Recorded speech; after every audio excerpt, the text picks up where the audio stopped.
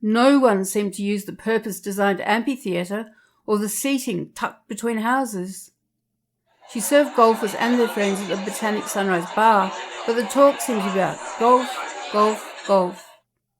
Her stints on reception were mostly about directing callers to other lines, Sunrise. welcoming people and taking bookings for weddings, booking for a birthday celebrations and business conferences.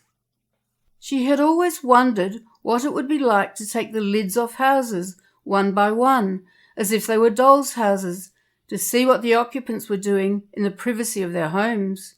She was not voyeuristic. It was more about neighbours' behaviours behind the scenes. Certainly on sunny weekends there was a riot of children's noises, from squealing to shouting and anything in between. There was a small group of mildly feral children who played opposite her home during weekends and school holidays, stripping trees of branches to make their getaways and climbing on the electricity junction box, despite Mandy warning them that it said danger. That didn't bother them at all, as they formed their rules and little allegiances. They even offered to sell her a candle and a big jelly lolly. They were enterprising and obviously had the knack of keeping out of their parents' way, as well as checking out creatures under tree bark and declaring to each other what they thought they'd found. Parties at night seemed sporadic and within reasonable hours. Mandy could hear the occasional one from her balcony.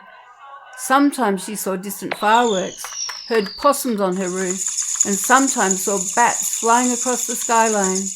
But generally, it was a quiet neighbourhood, despite the proximity of the houses, which were all very well kept. The word Botanic didn't seem apt for most of the houses, and Mandy thought it could only have been called Botanic Sunrise because of its proximity to the Botanic Gardens.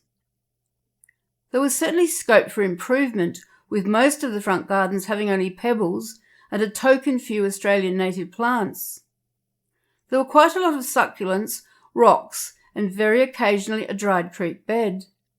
Sometimes recycled railway sleepers lay down or were cut into smaller pieces and placed vertically to break up the garden like weathered rural statues. Very, if any gardens showed a botanic touch. Quite a few houses sported caravans almost as big as their one-storey homes, often nestling into the adjoining gutter where they were not allowed under body corporate rules. This Ned Kelly rule-breaking touch seemed to have extended to the occasional household which had an against-the-rules cat or beekeeping hives.